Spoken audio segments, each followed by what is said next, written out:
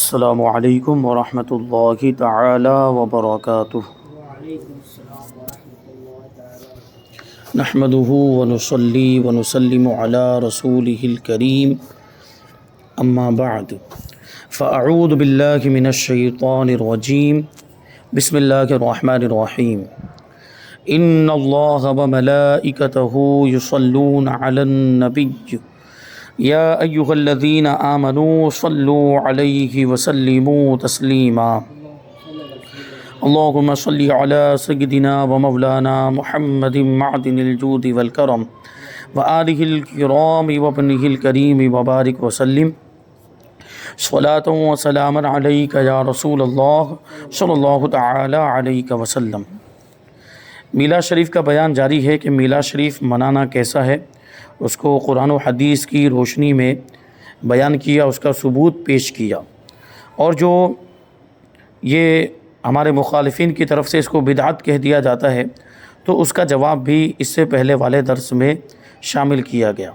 ایسے تو بہت ساری چیزیں ہیں جو اس زمانے میں رائج ہیں، جو حضور پاک صلی اللہ علیہ وسلم کے زمانے میں نہیں تھی، صحابہ کے زمانے میں نہیں تھی، بلکہ تابعین اور تبع تابعین کے زمانے میں بھی نہیں تھی۔ تو جیسے مدرسوں کا نظام اور باقاعدہ عالم کورس پڑھانا اور حفظ پڑھانا، ناظرہ کی الگ الگ کلاسز لگانا، تنخواہ دے کر اساتذہ مقرر کرنا، اور پھر مدرسوں کے لیے چندہ مانگنا، اور بخاری شریف کا افتتاح اور بخاری شریف کا ختم، بلکہ خود صحیح بخاری یہ صحابہ کرام کے زمانے میں نہیں تھی، بلکہ تابعین کے زمانے میں بھی نہیں تھی۔ اور آج کل جو لوگ ہوائی جہاز کا سفر کرتے ہیں تو ہوائی جہاز بھی تو صحابہ اور تابعین کے زمانے میں نہیں تھا، اور اس کے ذریعے سے حج کا سفر کرنے کے لیے بھی جاتے ہیں، حج کا سفر بھی کرتے ہیں، عمرہ کا سفر بھی کرتے ہیں، اور ہزاروں دینی کام ایسے ہیں جو کیے جا رہے ہیں ان ہوائی جہاز وغیرہ کے ذریعے سے، اور کوئی ان کو منع نہیں کرتا اور ان کو بدعت سیئہ نہیں کہتا۔ اس سے پتہ چلا کہ ہر بدعت بری نہیں ہوتی، یعنی ہر وہ کام جو حضور اور صحابہ کے زمانے میں نہ ہو، وہ بعد میں ایجاد ہوا ہو، تو ہر ایسا کام برا نہیں ہوتا، بلکہ کچھ کام اچھے بھی ہوتے ہیں اور کچھ کام مستحب ہوتے ہیں، بلکہ اس میں کچھ کام تو واجب کا درجہ بھی رکھتے ہیں۔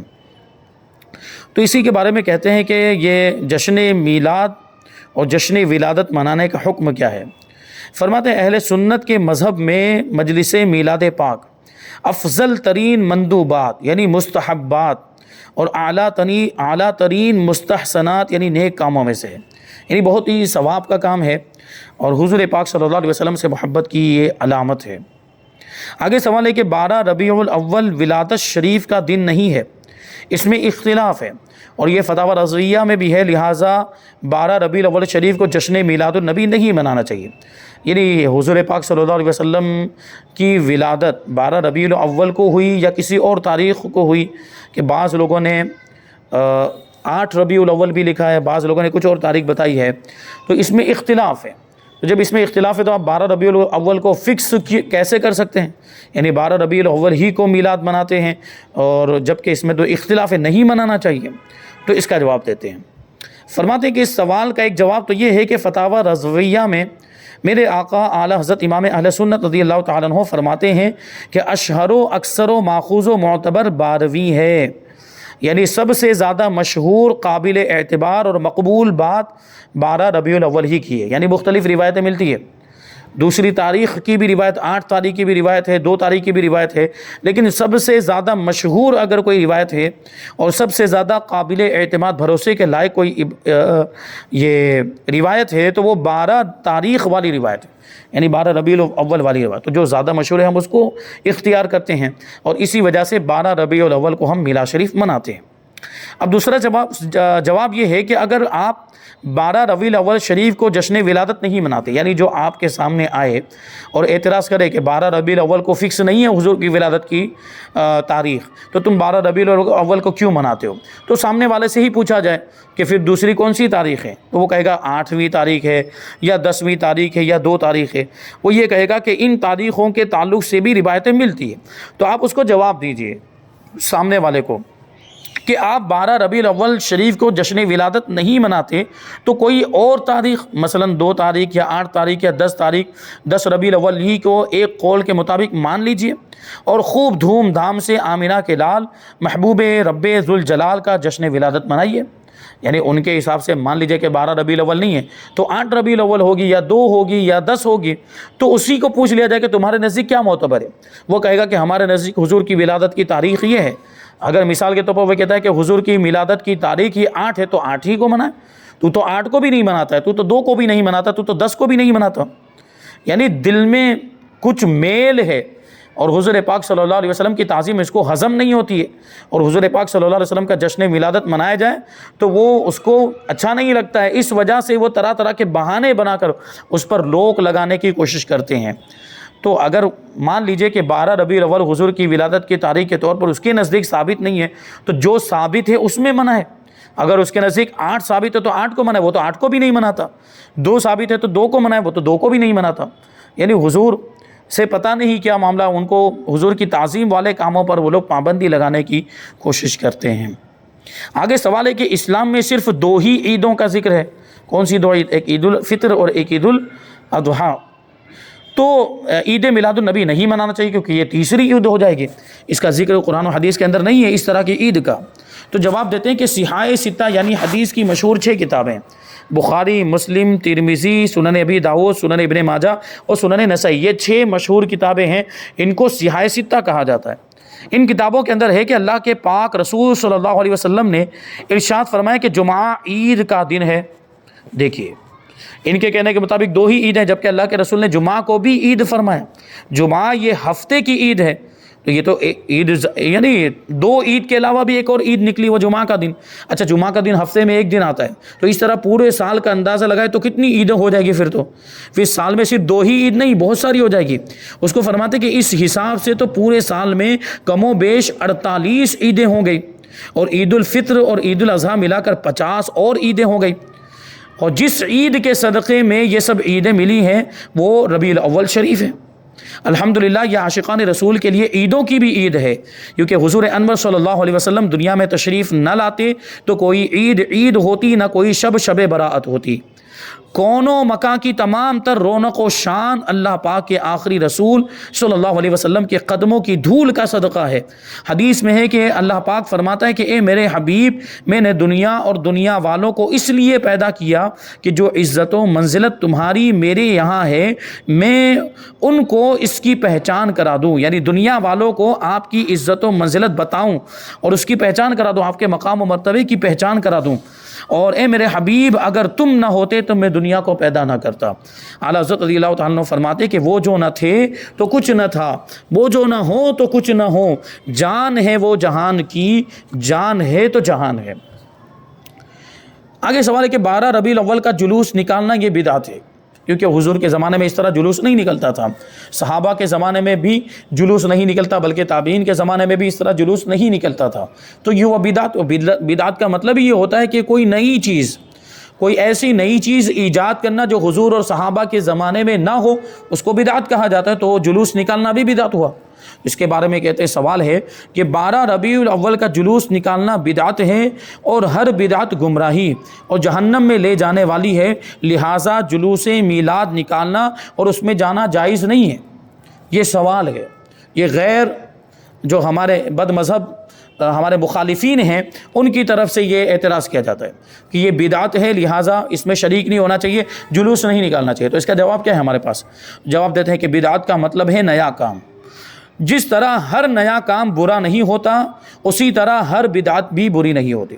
ہر نیا کام جو بھی آدمی ایجاد کرتا ہے, اور ہر نیا کام جیسے بھی آپ دیکھ لیں کہ بہت ساری چیزیں ایسی ہیں جو حضور کے زمانے میں نہیں ہوتی تھی. یہ موبائل فون خود حضور کے زمانے میں نہیں تھا, لیکن آج ہر کوئی استعمال کر رہا ہے.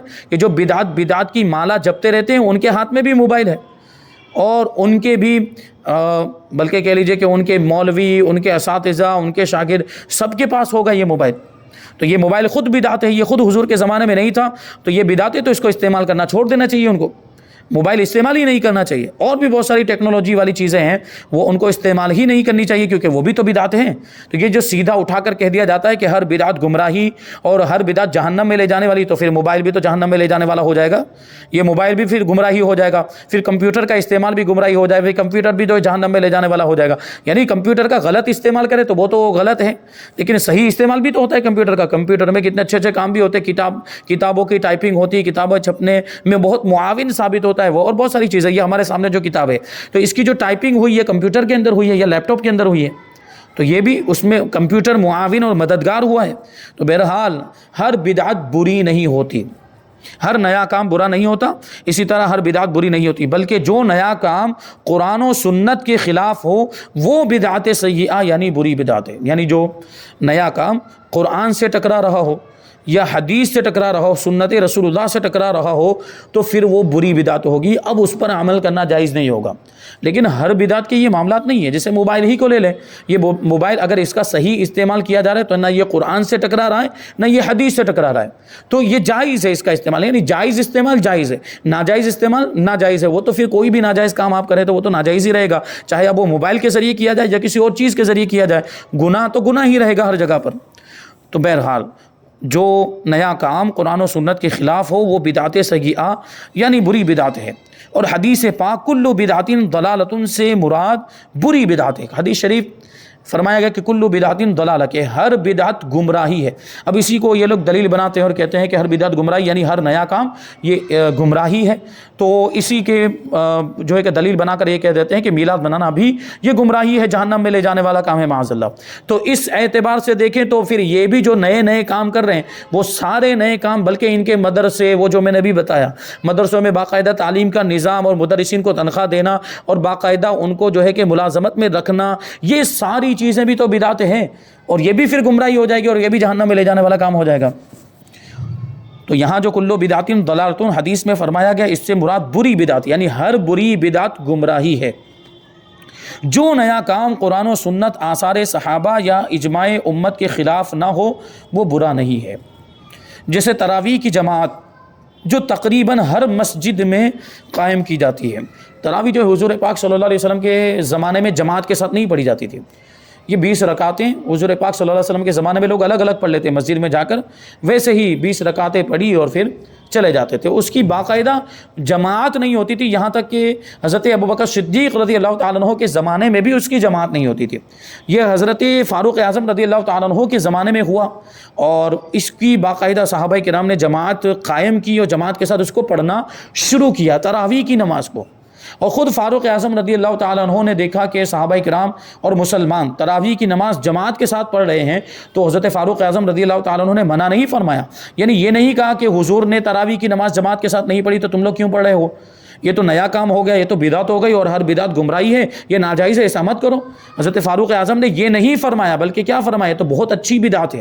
یعنی یہ نیا کام ہے، یہ حضور کے زمانے میں نہیں ہوتا تھا، یہ نیا کام ہے، نیا کام یہ ایجاد ہوا ہے، لیکن یہ برا نہیں، یہ اچھا کام ہے، یہ بہت اچھی بدعت ہے. فاروق اعظم نے کیا فرمایا تھا، نعمت البدعۃ ھذہ، یہ بہت اچھی بدعت ہے. تو اسی سے ثابت ہو جا رہا ہے کہ ہر بدعت بری نہیں ہوتی، بلکہ کچھ بدعتیں اچھی بھی ہوتی ہیں، جیسے تراویح کو جماعت کے ساتھ پڑھنا. اور یہ وہ طریقہ فاروق اعظم سے آپ کے زمانے سے جاری ہوا، جماعت کے ساتھ تراویح کی نماز پڑھنا، اور آج تک وہ طریقہ جاری ہے اور سارے مسلمانان عالم اس پر عمل بھی کرتے ہیں.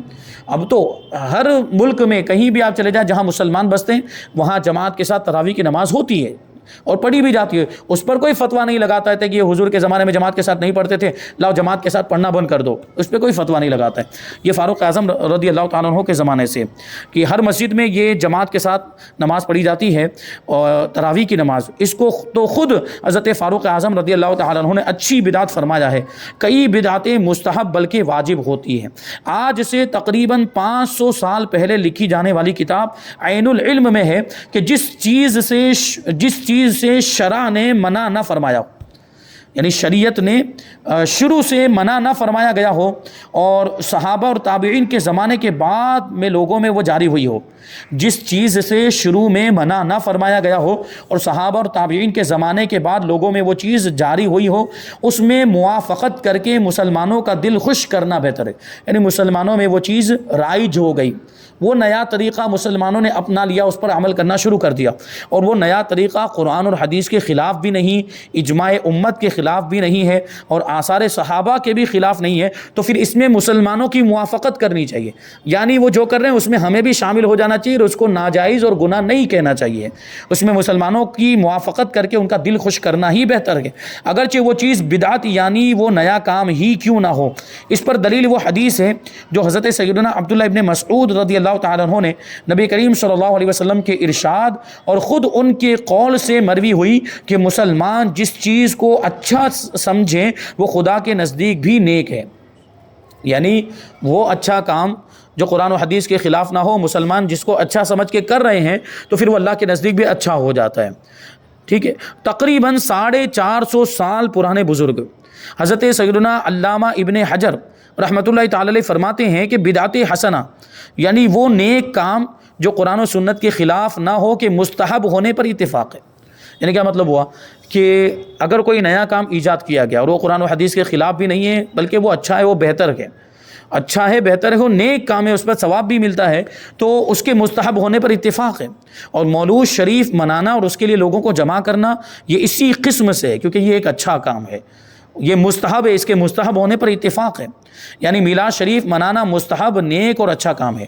حضرت مولانا علی شامی رحمۃ اللہ تعالی علیہ فرماتے ہیں اس کا انکار وہی کرے گا جس کے دل پر خدا نے مہر لگا دی ہے۔ لاکھ شیطان ہم کو روکے فضل رب سے تا ابد، شاعر فرماتے ہیں لاکھ شیطان ہم کو روکے فضل رب سے تا ابد، جشن آقا کی ولادت کا مناتے جائیں گے۔ آگے سوال ہے کہ پرانے بزرگوں نے میلاد شریف منانے کے بارے میں کچھ نہیں فرمایا، لہٰذا میلاد شریف نہیں منانا چاہیے۔ اس کا جواب دیتے ہیں کم سے کم 500 سال پہلے کے چند بزرگوں کے فرامین اور ان کی کتابوں کے بارے میں پڑھیے۔ آج سے تقریباً 850 سال پہلے حضرت سیدنا علامہ عبد الرحمن ابن جوزی رحمۃ اللہ تعالی علیہ نے ایک کتاب بنام مولد العروس لکھی، اس میں وہ فرماتے ہیں کہ حضرت سیدنا احمد مجتبیٰ محمد مصطفیٰ صلی اللہ علیہ وسلم کا جشن ولادت منانے والے کو برکت، عزت، بھلائی اور فخر ملے گا، موتیوں کا امامہ اور سبز حلہ یعنی سبز جوڑا پہن کر وہ جنت میں داخل ہوگا۔ اور 923 ہجری یعنی تقریباً 500 سال پہلے کے ایک عظیم بزرگ امام احمد ابن محمد قسطلانی رحمۃ اللہ تعالی علیہ فرماتے ہیں کہ سرور دو جہاں صلی اللہ علیہ وسلم کی ولادت کے مہینے میں مسلمان ہمیشہ سے محفل میلاد کرتے آئے ہیں اور ولادت کی خوشی میں دعوتیں دیتے، کھانے پکواتے اور خوب صدقہ اور خیرات دیتے آئے ہیں، خوب خوشی کا اظہار کرتے اور دل کھول کر خرچ کرتے ہیں۔ نیز آپ صلی اللہ علیہ وسلم کی ولادت باسعادت کے ذکر کا اہتمام کرتے آئے ہیں، چنانچہ ان پر اللہ پاک کے بہت بڑے فضل اور برکتوں کا نزول ہوتا ہے۔ میلاد شریف منانے سے دلی مرادیں پوری ہوتی ہیں، اللہ پاک اس پر رحمتیں نازل فرمائے جس نے ولادت شریف کی راتوں کو عید یعنی خوشی کا دن بنا لیا۔ مزید فرماتے کہ میلاد شریف کی خوشی اس کے لیے سخت مصیبتیں ہیں جس کے دل میں بیماری اور عناد ہے، جس کے دل میں حضور پاک صلی اللہ علیہ وسلم کی گستاخی کی بیماری ہے، یا دل میں نفاق پوشیدہ ہے، یا حضور پاک صلی اللہ علیہ وسلم کی دشمنی دل میں چھپا کر رکھتا ہے، تو اس کو میلاد شریف کی محفل اچھی نہیں لگتی ہے، وہی اس کا انکار کرتا ہے۔ حضرت سیدنا امام ابو شامہ رحمۃ اللہ تعالی علیہ جو کہ امام نووی رحمۃ اللہ تعالی علیہ کے استاذ ہیں، یہ بھی بہت پرانے بزرگ ہیں، یہ فرماتے کہ ہمارے زمانے میں جو نیا کام کیا جاتا ہے وہ یہ ہے کہ لوگ ہر سال اللہ پاک کے رحمت والے نبی صلی اللہ علیہ وسلم کے میلاد کے دن صدقات و خیرات اور خوشی کا اظہار کرنے کے لیے اپنے گھروں اور گلیوں کو سجاتے ہیں، کیونکہ اس میں کئی فائدے ہیں۔ سب سے بڑی بات یہ کہ اللہ پاک نے اپنے محبوب صلی اللہ علیہ وسلم کو پیدا فرما کر اور رحمت للعالمین بنا کر بھیجا ہے، یہ اس کا اپنے بندوں پر بہت بڑا احسان ہے جس کا شکر ادا کرنے کے لیے خوشی کا اظہار کیا جاتا ہے۔ یعنی وہ اتنی بڑی نعمت ملی ہے تو اس پر خوشی کا اظہار کرتے ہیں، تو گلی محلوں کو سجانا یہ بھی خوشی کے اظہار کا ایک طریقہ ہے۔ ایک اور سوال ہے کہ 12 ربیع الاول کو بہت زیادہ لائٹنگ کر کے اسراف کیا جاتا ہے، یعنی فضول خرچی کی جاتی ہے، اتنی زیادہ لائٹیں کیوں لگاتے ہیں؟ یہ مال ضائع ہوتا ہے، اگر یہی رقم غریبوں میں بانٹ دی جائے تو کتنوں کا بھلا ہو جائے گا۔ اس طرح کا اعتراض بھی کیا جاتا ہے اور اس طرح کا سوال کیا جاتا ہے کہ یہ لائٹیں اور یہ روشنی وغیرہ کا انتظام نہیں کرنا چاہیے، بلکہ اس میں جو خرچہ ہوتا ہے وہ غریبوں کو دے دینا چاہیے، تو غریبوں کی کتنی مدد ہو جائے گی۔ تو یہ بہکانے کی کوشش کی جاتی ہے، یہ مغالطہ دینے کی کوشش کی جاتی ہے اور لوگوں کو غلط فہمی میں مبتلا کرنے کی کوشش کی جاتی ہے۔ تو اس کا جواب دیتے ہیں کہ سب سے پہلے تو یہ قاعدہ ذہن میں بٹھا لیجئے کہ علماء کرام فرماتے ہیں لا خیر فی الاسراف ولا اسراف فی الخیر، یعنی اسراف میں کوئی بھلائی نہیں، فضول خرچی میں کوئی بھلائی نہیں، فضول خرچی ناجائز و گناہ ہے، لیکن بھلائی کے کاموں میں خرچ کرنے میں کوئی اسراف نہیں۔ بھلائی کے کاموں میں، نیک کام میں آپ جتنا بھی خرچ کریں اس کو فضول خرچی نہیں کہا جائے گا۔ جیسے اللہ کی راہ میں خرچ کریں، یہ اللہ کی راہ میں غریبوں کو دے، مسکین کو دے، یتیم کو دے، مدرسوں کو دے، دارالعلوم کو دے، غریب کو دے، حاجت مند کو دے، بھوکے کو کھلائیں، اور کپڑا جس کے پاس نہیں ہے اس کو کپڑا پہنائیں، اس میں جتنا بھی خرچ کریں اتنا زیادہ ثواب ہے۔ اور اگر کوئی آدمی ان سب کاموں میں خوب مال لٹاتا ہے، لاکھوں کروڑوں روپے خرچ کر دیتا ہے، تو اس کو فضول خرچی کرنے والا نہیں کہا جاتا، کوئی بھی اس کو فضول خرچی کرنے والا نہیں کہتا۔ تو اسی لیے کہتے ہیں کہ اسراف یعنی فضول خرچی میں کوئی بھلائی نہیں، اور بھلائی کے کاموں میں کوئی فضول خرچی نہیں ہے۔ عظیم تابعی بزرگ حضرت سیدنا امام مجاہد رحمۃ اللہ تعالی علیہ فرماتے ہیں کہ اگر کوئی شخص احد پہاڑ کے برابر بھی مال اللہ تعالیٰ کی اطاعت میں خرچ کرے، یعنی اللہ کی راہ میں خرچ کرے، تب بھی وہ اسراف کرنے والوں میں سے نہیں ہوگا، بلکہ وہ تو نیک کام کرنے والوں میں شمار ہوگا۔ اور اوپر بیان کردہ روایت سے جب یہ بات ثابت ہو گئی کہ جشن ولادت منانا نیکی اور ثواب کا کام ہے، اور ثواب کے کام میں مال جتنا زیادہ خرچ کیا جائے، وہ جتنا بھی زیادہ خرچ کیا جائے وہ کم ہی ہے، نہ کہ اسراف۔ جتنا بھی خرچ کیا جائے وہ کم ہوگا اور اسراف نہیں ہوگا، وہ فضول خرچی میں شمار نہیں ہوگا، کیونکہ ابھی بتایا کہ نیک کام میں خرچ کرنا یہ فضول خرچی میں شمار نہیں ہوتا، اور میلاد شریف منانا یہ بھی نیک کام ہے، تو اس میں بھی خرچ کرنا یہ فضول خرچی اور اسراف نہیں ہے۔ ابھی آگے بتاتے ہیں کہ ایک خبر کے مطابق ہر سال 20 سے 25 ملین ریال سے غلاف کعبہ تیار کیا جاتا ہے۔ کتنے ریال؟ 20 سے 25 ملین ریال، اور ریال تقریباً 20 روپے کے برابر ہوتا ہے، تو کتنے ہو گئے؟ یہ لاکھوں روپے میں جائے گا۔ یہ ہمارے ہندوستان کے حساب سے آپ لگائیں حساب، تو یہ تقریباً لاکھوں روپے میں جائے گا، اس سے غلاف کعبہ تیار کیا جاتا ہے۔ تو اس پر اعتراض کریں، سوال اٹھائیں کہ یہ غلاف کعبہ کو تیار کرنے میں اتنا روپیہ کیوں خرچ کیا جا رہا ہے؟ اس کی جگہ پہ سادہ سا کپڑا ڈال دو، اور یہ جو بھی یہ اتنے سارے ملین ریال خرچ کر رہے ہیں وہ غریبوں میں تقسیم کر دو۔ ہمت ہے جا کر وہاں نجدیوں کو یہ جا کر وہ کہیں، ہمارے مخالفین ہم پر اعتراض کر رہے ہیں کہ میراد شریف میں روشنی نہ کرو اور اس کی جگہ پہ غریبوں کی مدد کرو، تو وہ غلاف کعبہ میں اتنا خرچہ کر رہے ہیں، ان کو جا کر بولیں۔ شادیوں اور نئے فنکشنز پر کروڑوں کے اخراجات کیے جاتے ہیں۔ شادیوں میں بھی تو خرچہ ہوتا ہے، لاکھوں کا خرچہ ہو جاتا ہے شادیوں میں۔ یہ بھی ان کے یہاں بھی شادیاں، مخالفین کے یہاں بھی شادیاں ہوتی، بد مذہبوں کے یہاں، وہابیوں کے یہاں بھی شادیاں، تو کروڑوں لاکھوں روپے خرچ ہوتے ہیں ان کے مالداروں کے یہاں، اور ان کے جو مڈل کلاس کے لوگ ہوں گے ان میں ہزاروں روپے، لاکھوں روپے تو وہاں بھی خرچ ہوتے ہیں۔ تو ان کو بھی جا کر کہا جائے کہ یہ لاکھوں روپے تم شادی میں لگا رہے ہو، تو یہ اتنا زیادہ خرچہ کرنے کی کیا ضرورت ہے؟ شادی اور نکاح تو یہ ایجاب و قبول کا نام ہے، مہر کے بدلے میں تو جو کم سے کم مہر ہوتا ہے وہ مقرر کر دیا، جو یہ لاکھوں روپے کا خرچہ بچا کر اس کو غریبوں میں تقسیم کرو۔ مانیں گے؟ وہ نہیں مانیں گے۔ تو ان کو تو بس یہ میلاد شریف نڑتا ہے، ہم جو اپنی زبان میں بولتے ہیں نا، یہ چبھتا ہے ان کو۔ تو یہ شادی وغیرہ میں اور نئے فنکشنز میں کروڑوں کے اخراجات کیے جاتے ہیں۔ کوئی ان کو جا کر سمجھائے کہ یہاں خرچ کرنے کے بجائے غریبوں میں رقم بانٹ دو تو پتہ چلے، بلکہ خود اپنے ہی گھر کے ڈیکوریشن اور ایک سے ایک نئے ماڈل کی گاڑیاں، موبائلز وغیرہ کو دیکھ لیجئے ذرا، ان کو غریبوں میں بانٹ کر چند ہزار والی بائک اور موبائل فون استعمال کر کے غریبوں کا بھلا تو کیجئے، تو پتہ چلے۔